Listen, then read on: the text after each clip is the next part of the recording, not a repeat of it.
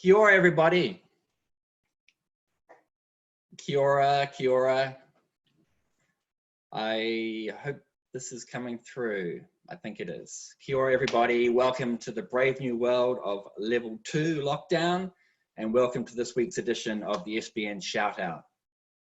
I'm Dave Watson. I'm the National Network Manager at the SBN, and I look after our membership. And our membership essentially is the sustainable supply chain that we need to take us to a low carbon future. And we want to sing out about it, shout out about it at every chance we get. Today's shout out is all about communication and getting your sustainability story out there in an engaging and inspiring way, and trying to get the market to come on the journey with you. And it's really important how you communicate. The session features Tim Paton, Director of KingSt Advertising, and Baz Caitcheon from Baz Caitcheon. Now, each speaker will have 5 minutes to showcase their business, followed by a 10-minute Q&A. So each speaker will have 10 minutes afterwards to ask questions. To ask questions, you go to the Q&A tab at the bottom of your screen. We'll aim to have everything wrapped up by about 12:35. We might go a little over. Tim's got a video he's going to show us, so it's going to stretch the time a bit. And at the end, we'll bring everyone back on, and we can answer any further questions at that point.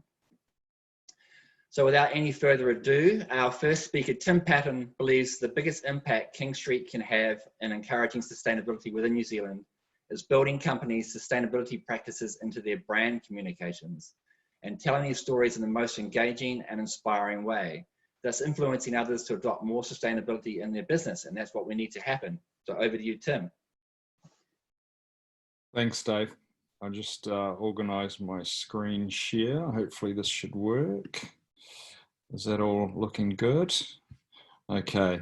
Kia ora, everybody, and thank you to SBN for giving us the opportunity to join this and have this chat. I'm going to just move straight into things because obviously time is precious. In a nutshell, and I'll get into a little bit towards the end of the presentation, what KingSt does for, as a company in the sustainability space for themselves as a company. But as Dave said in the intro, at the end of the day, the way that we feel we can really contribute and make a difference overall is by telling people's stories and really getting it out there. I still at times feel a little frustrated with a number of companies that we talk to that are doing great things, and sometimes there's a real reluctance to get out there and actually tell your story, and we obviously feel that there's a great deal of good reasons to do that. So I'll just take you through the next few slides in relation to that. Oops, now let me just, I've got a, for some reason, let me just, okay, there we go. So why tell your story? A lot of this stuff should be pretty straightforward and obvious to everybody, but it seems to be, as I mentioned before, something that we often have to encourage people to do so when there are many good reasons. There's obviously a wide group of stakeholders who really want to know these days with regards to what companies are doing. There's obviously existing and potential customers, suppliers too, with regards to looking at their business relationships, the broader consumer market, investors, media, your industry, and often local and national government. So why do they want to know? They want to know because they really want to understand what companies stand for. And this is, and I mean, I'm sure everybody's reading this all the time now, with regards to the way that people are making their purchasing decisions now. It's becoming a much bigger factor, and it's been a huge upswing in this area. So people are really measuring these things and taking it into account when they're making their decisions. And then beyond that, there's obviously people that are looking to invest in or endorse in, as well, especially with social media now too. You see all sorts of commentary going on with regards to, assessing the ethics and otherwise of different companies, which gets out there in a much broader fashion than it used to. It's far less controlled now. So spreading that word out there and using social media channels really well has become much more important as well. So why do it with gusto? One of the things that we've seen with the companies, with our company and with many others too, and it always starts, we believe, from the inside and works out from there, is you really, really see how much pride and how much meaning your own staff get from how much this contributes to the internal culture and feeling good about where they go to work and what they do when they go to work. I've touched on before with regards to consumers, they're not just measuring that, but they're also looking for some intrinsic kind of feel-good factor for themselves as well as doing the right thing. We want to obviously keep building the sustainability network. Again, I feel like the whole movement and the whole drive towards this could be accelerated so much more if the communication levels lift about this. And that's where, as I say, I feel there's a huge responsibility for people. It's not just about what you do, but actually it's about getting out there and encouraging others to do the same.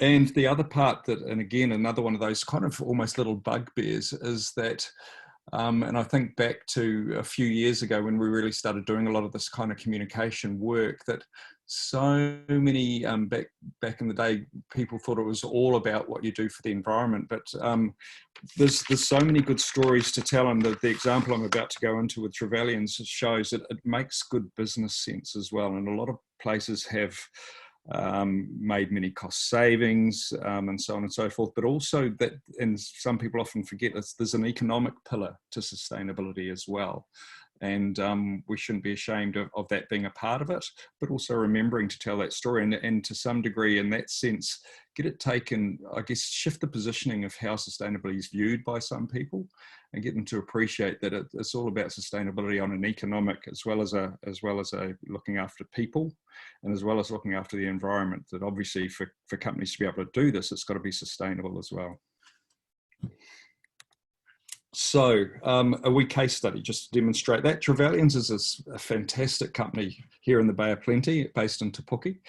And they're absolute leaders within the kiwifruit and avocado packing industry, but even I'd say right across with regards to in horticulture in New Zealand with the way that they do things, very visionary, and they've been working in this space for some time, and we're lucky enough to have worked for them, and they're the ones that inspired us with regards to getting more involved in this space with the amazing things that they do, and our job was just to listen to them and then promote those stories for them.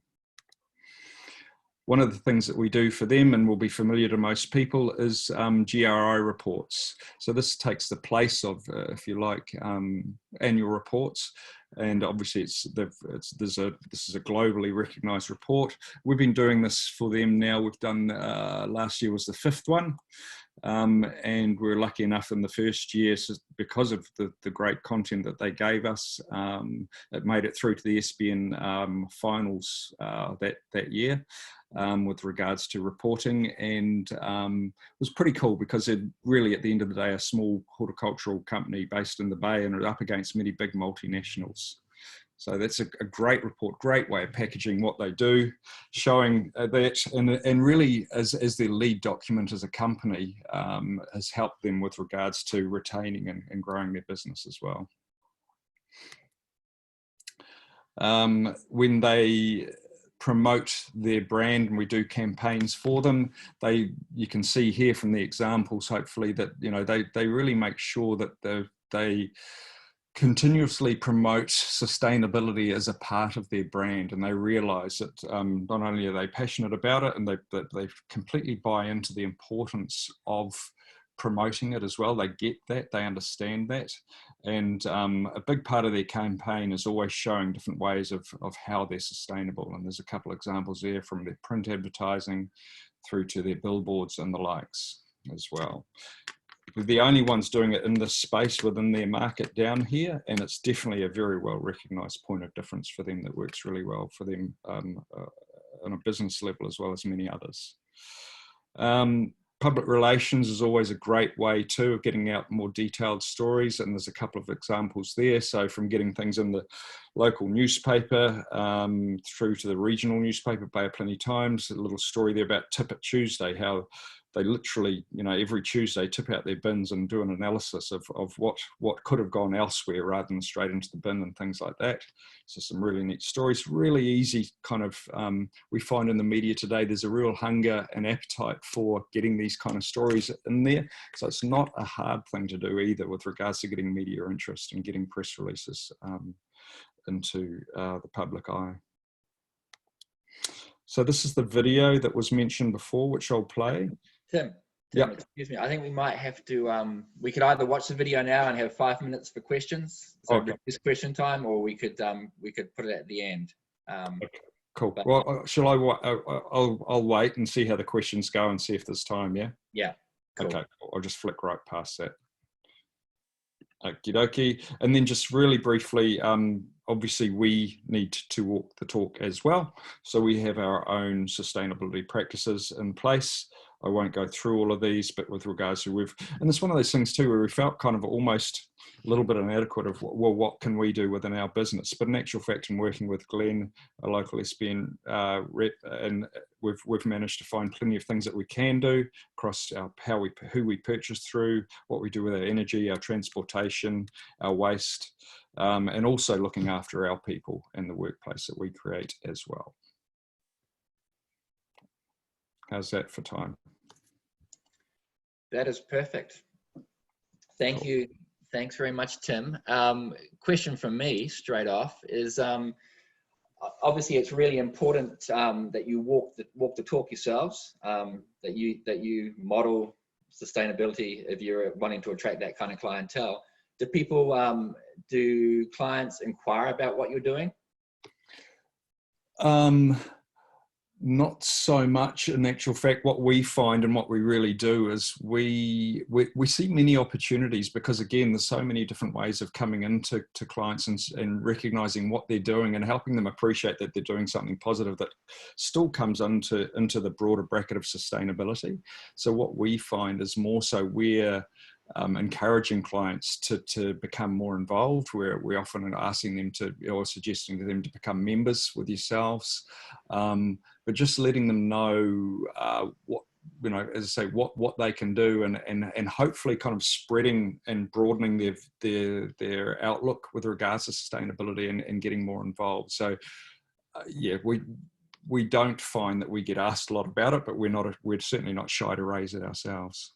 Okay, so questions come through. Thanks, Tim. Questions come through. For a small business with no dedicated comms team, what's the best medium to spread its sustainability story to its customers?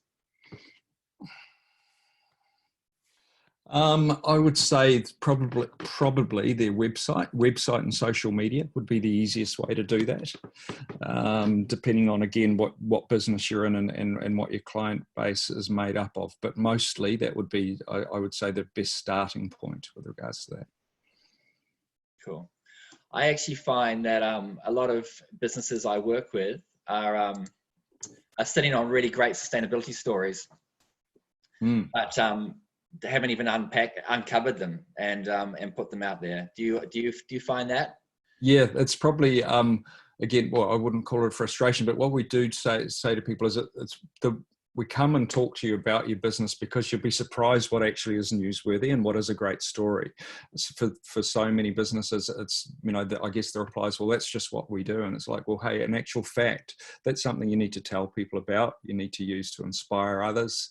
And also, as I mentioned before, that there's ways and means very easily normally of making those stories of interest to the media and likes and getting that promoted, which is, it's important at the end of the day, the importance of connecting, realizing it's how connected it is to your brand and the way that it's going to help those positive perceptions. You really, there's a responsibility to really get it out there.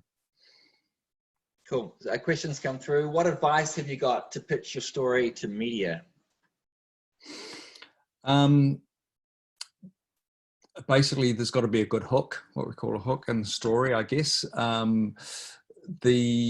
if you don't have the resource or the ability to talk to an agency with regards to helping with press releases, then in actual fact the best thing to do is call the media, and I mean they'll help you generally speaking too, and guide you through if there's something of interest. So to actually pick up the phone and actually call, whether it's depending on whether it needs to be a local or national type scenario, but if it's of interest, then you'll be surprised that those things can get picked up quite easily. Mm-hmm. Are you a full service agency, or do you bring in PR people to help you with that stuff? We're full service, so although KingSt Advertising in the name, so we do right through. So for the likes of Trevelyan's, we're basically effectively their marketing department, if you like, which is how we operate for many. And here's thanks, Tim. Here's a question that I was going to touch on. Do you think it's still good to share sustainable initiatives if you're confused about what is or isn't greenwashing, or only if you know it's genuine? And I guess a little adjunct to that, would you turn a client away if you knew that it was just not stacking up? It is an interesting one. I guess you've really got to get to know the intention of the company and what's really going on, right? We try and look at it from a point of view of, as I say, more so intention and what's the longer term intention, the bigger picture. Certainly, if it's greenwashing, no, I don't. Yeah, we're just open, honest conversations around that. So. We've got to know what the intention and the long-term vision is of the company and where they're really going. So we certainly are really comfortable with the companies that we work with and what we know and where they're heading. So I haven't had to make the call like that, I guess. Yeah, no, that was a bit of a curly one from me. Really. Apologies. Thanks. So obviously, investing in advertising and marketing, there is a cost to that. So the question here is, have you been able to link in a return on investment to sustainability and telling the stories? Yeah, absolutely. And in all honesty, sales pitch and everything aside, it's really, really well proven now. There's some very hard evidence now with regards to brand building connected to the profitability, so the economic success of a company, and the sustainability component of that and the added importance to that. It's unquestionable, and there are definitely sources that I can literally pull up that prove that beyond doubt. Okay. We got time for one more. Should we focus on sharing bigger sustainability projects we're involved in, or just the little things we do? Or also, can we include the little things we do too? So we just got a quick answer on that one. Yeah, sure. No, that's a really good one. So our current campaign for Trevelyan's, the company I mentioned before, is called Big Little Wins. And they do so many things. It's all about 1,000 good ideas. So little things like that Tip It Tuesday story that I touched on really briefly. I mean, that's one little thing that they do, but it's a neat little story. So in actual fact, it is, and we talked about it before too, recognizing what is newsworthy or worth promoting. And it can be anything from a little story to one of the bigger success stories. Great. Hey, well, thank you, Tim. We'll get you back on at the end of Baz's presentation, and we'll move on to Baz. Thank you. So Baz, our second presentation is in-demand smartphone storytelling expert Baz Caitcheon. His 5-minute presentation will outline simple tips and tricks for doing your own pieces to camera to create clever, quick videos for your business. And I've sat in on one of his workshops. It's amazing. It's amazing what you can do on a smartphone. Take it away, Baz, or action, Baz. Cool. Thanks. Thanks very much, Dave. Yeah, thoroughly enjoyed your chat there, Tim. Actually, one of my clients was Convita, which are down in the Bay of Plenty, towed on the way, and I'm in the business of going into organisations and doing a half-day intensive, a year of film school and half a day with a whole bunch of their team, often social team, marketing, health and safety, you name it. All sorts, blue collar, white collar, and I teach them how to shoot, edit, and publish on video, short videos on and from these little chaps here, Android and Apple. And the apps have come a long way in terms of follow through and workflow for for Androids and Apples. So there's a lot that you can do on devices now without having to hire an expensive company like me. Personally, my background, I was project manager at TVNZ New Media for quite a number of years. We did a whole bunch of local, small community television startups on digital platforms. And then I got fired into that long, thin channel of reality TV, and I still call myself and joke that I'm a reality TV director in recovery because of that experience. But I learned some good tricks. So getting back to Comvita and Tauranga, Bay Plenty, Te Puke Way, in that workshop, I had both what I call, if there is such a thing anymore, blue collar and white collar workers. I had the CEO and the forklift driver. The forklift driver had been charged with making some short health and safety videos on driving forklifts in the warehouse, and the CEO wanted to zhuzh up his PowerPoint presentation. So it was really interesting, and that's what I'm finding in my workshops at the moment. I get this real mix of people. Of course, now with lockdown, we've had a hell of a lot of Zoom going on, which is what we're doing now. So I've taken quite a few of my workshops online, and I'm teaching people online through screen sharing the device and into apps, and also some basic stuff with pieces to camera. For example, do I look right at you, right at the camera now, or do I look at my own image or the images of other people there if I'm talking? Best to eyeball the camera. So lots and lots of tips. Finding good light. I'll just run you through a handful just while I can. I know we're about 2 minutes in. I've got my little watch here running. When you go to do pieces to camera on LinkedIn, because I see a lot of them, just do a quick little 360-degree selfie dance. So I'm holding my laptop up now, could easily be mine, and look for good soft diffused light, yeah? Because if we can't see your face and can't see your eyes and can't see the light in your eyes, then we kind of don't have a relationship. So that's really, really critical. Another thing, I've got my laptop here placed, it's on an old suitcase on my table.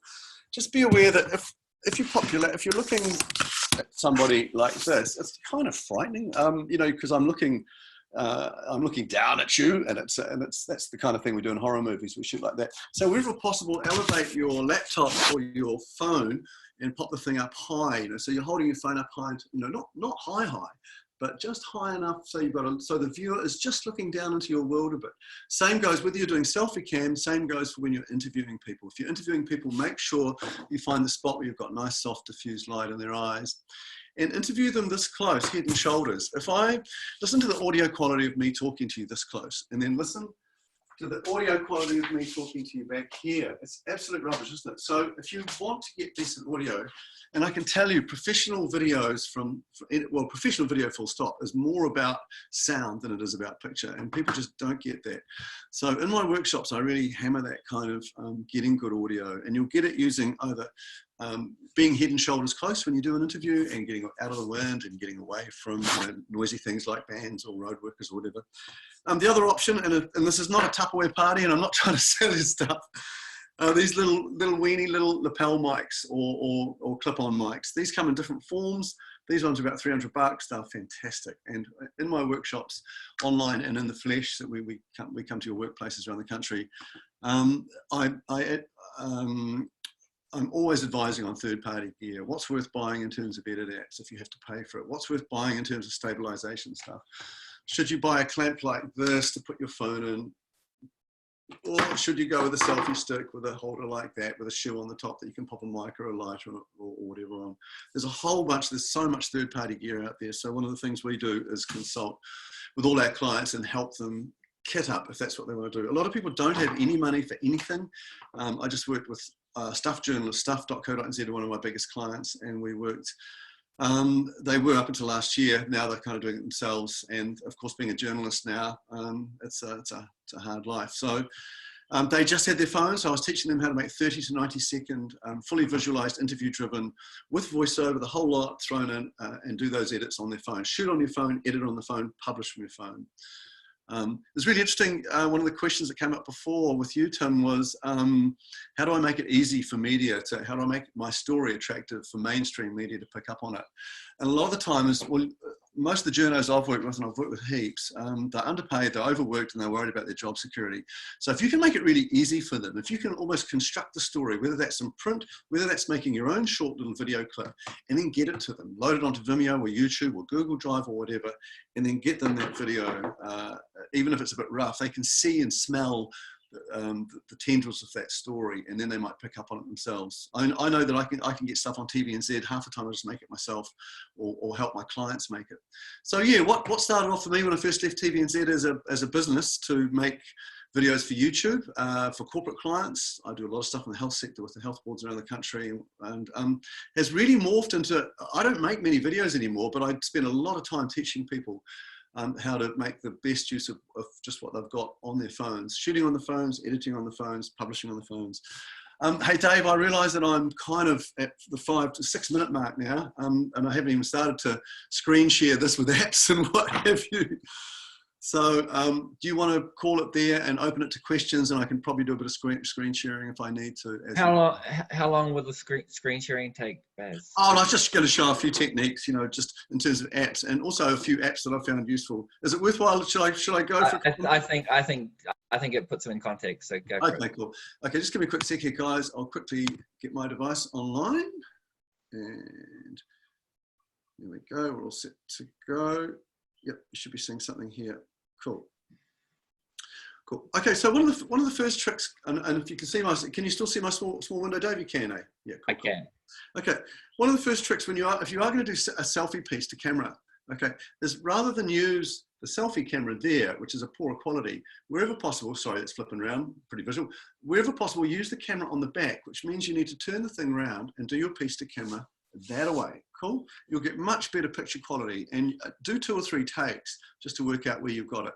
Do that 360-degree circle dance to find out where the sweet spot is, where the best diffused light is coming in. You might need to move some curtains, close some curtains, or open some curtains to tweak that light. Cool. But if you've got bad light, it looks like you're in a witness protection program, and you're not going to make that engagement with the viewer. So it's absolutely critical to do that. Cool. As you can see, I'm sort of running around here with some of the apps. I'm going to open my video apps folder here. One of the apps I've found really useful, and the number one, if you've got an iOS device, the number one app to use for doing your own self-edits is iMovie. It's really simple. It comes free with Apple. Get your head around that first and foremost before you climb into other stuff. If you've got an Android, then KineMaster, which is top right there in the box. KineMaster is a great edit app that'll work on both Apple and Android. It unbundles and looks differently depending on your device. So what'll open on a Huawei might not open or look the same on a Samsung 9, might not look the same on a Samsung 10. So bear with it, but it's actually a pretty good app. But you've got to pay to remove the watermark, and virtually all those apps there you've got to pay for in some form or fashion. Teleprompter, top middle there, is a really, really handy app where you do use the thing in selfie mode, if you can see my little window there, and right where the camera is at the end, the selfie camera, the words come down just in that 3rd quadrant there and scroll, and you can control the text size. So if you want to do a piece to camera but still look like you're looking at the lens, then Teleprompter is a good app. I think it's worth about $30. Movie Pro and Film It Pro, those two on the left there, middle left and bottom left, they are professional shooting apps. I'd say stay away from them unless you want to take this further. Film It Pro is probably the best of the two, but they cost money, $50 for your license, and you've got to renew that license each year. LumaFusion top left is what I'd call a 201 iOS only, Apple only, fantastic edit app, but it is much more involved. It has many more options. If your organization has the Adobe license, the CC license there, see Premiere Rush down the bottom, then that's a goodie too. It's still halfway in its beta version with the Androids, but with iOS, with Apple, it's fully in there. There's a whole bunch of apps that you can reference: TikTok, Splice, Tapercall Pro down the bottom there. Tapercall Pro is bloody brilliant if you need to interview somebody online, on the phone. You tape the call. Again, you've got to pay for the app. And then you can edit that soundtrack into anything you want. So that's quite handy. A client might want a story. You do a phone interview with them like a radio journalist would. You capture that, you pop it into iMovie, you grab a JPEG or two that they've emailed through to you. Bingo, you've got a story. Hey, Baz. Yeah. Have you got, are there many more apps to show? I wonder, if you could just flick through them, we're going to, maybe a bit slower than that, but this has been recorded, and if anyone wants to get an overview of those apps, we could send the recording. Sure. Let's bail out and stop sharing out, and let's get back into full screen. I guess, Baz, at the end of the day, if people want to know more, get in touch. They can they can get in touch and do one of your workshops, which again, I've been there. It's great. It's very engaging session, and you learn a lot.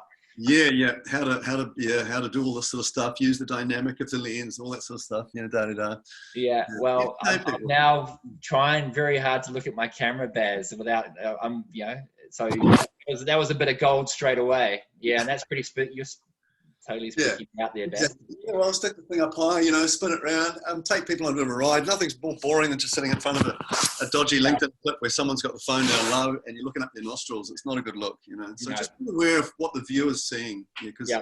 Anyway, questions. Hey, thank you. Lots of gold. So some questions. There was a question saying, please recommend some apps. You've done that. What are some brands of the microphone attachments that you recommend? Rightio. Now, look, this is not a Tupperware party and I don't get anything free. Goodness knows I bloody well should, because a lot of these workshops I run, I'm making recommendations to people about the gear they use. There is a company called Rode, and there's one of the boxes there, Rode, R-O-D-E. They make some bloody good apps. Sorry, not apps. They make some really good microphones. And like I said, audio is absolutely critical. You can start with a little $100 mic that's hardwired and it goes down inside your shirt, and you get an extension cable for it. It takes up to about $150. An adapter, if it's a lightning adapter, if it's obviously it's an iPhone, you're going to need one of these. Otherwise, you're going to need what's called a 3-pin to 4-pin adapter. All that kind of technical stuff. I can. Okay. So Rodes are good. These are the game changer. These little fellas here, these little Rodes are about $300. And one of them is a microphone. This one here is actually where is it? Oh, those are the two receivers. I've got two of them. There's the mic. The mic is actually in the thing. There's the mic in the front, that little gauze. You clip that onto yourself. If you're out in the wind, they come with little fluffies there, see? Little dead cats. That will dissipate the wind. Pop that on and then flick it on, you're away. And then the other one will go, the receiver will then sit on top of your iPhone holder like so, and then you plug it into your phone. See how that works? Can you see that, guys? And you're good to go.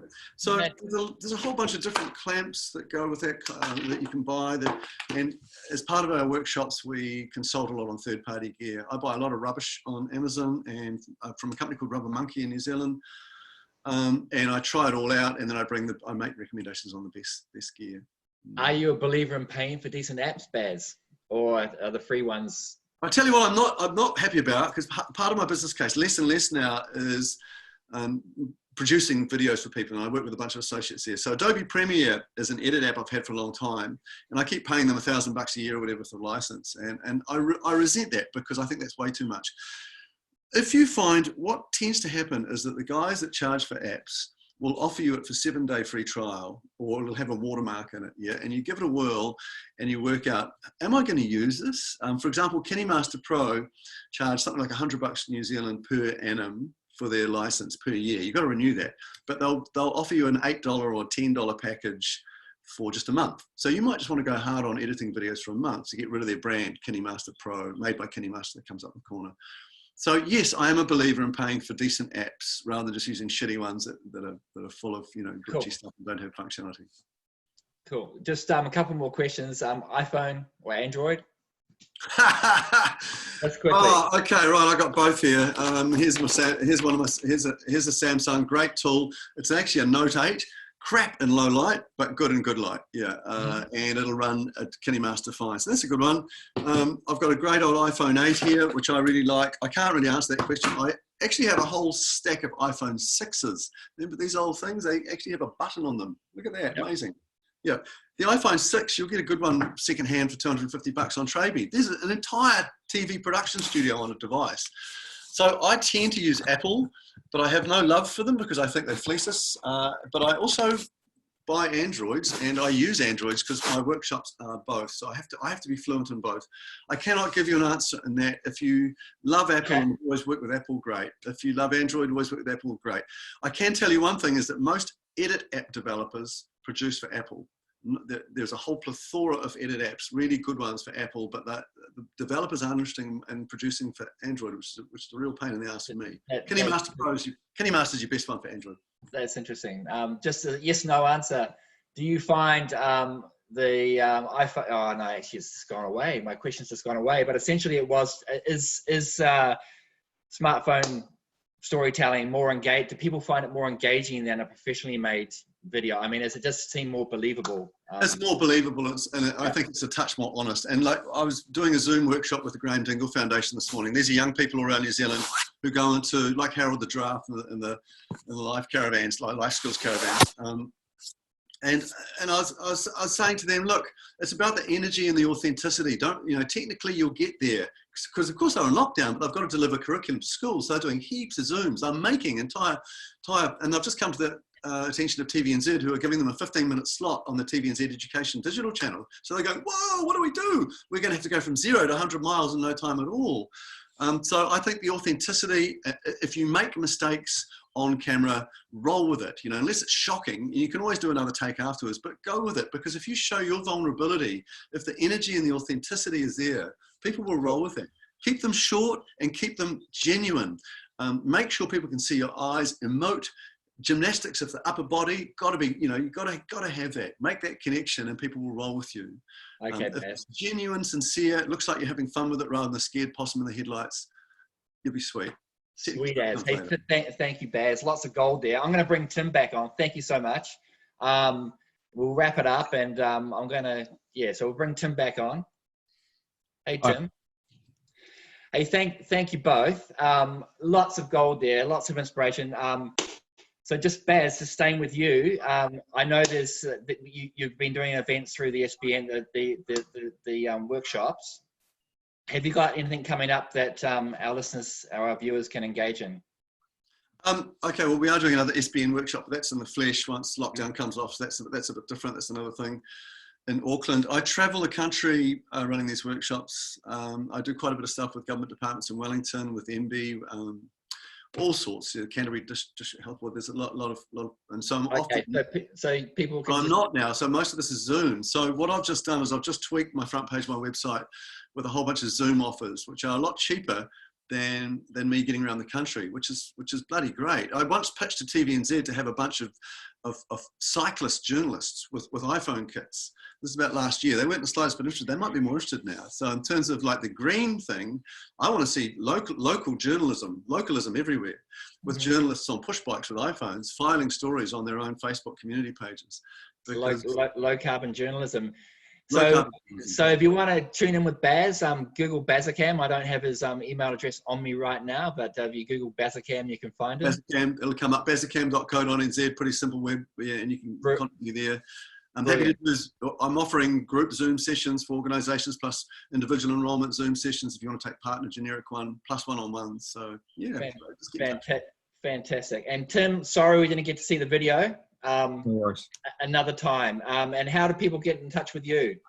You're based in the Bay of Plenty, but I guess your market is all around New Zealand. Yeah, we are. We've got clients literally from top to bottom.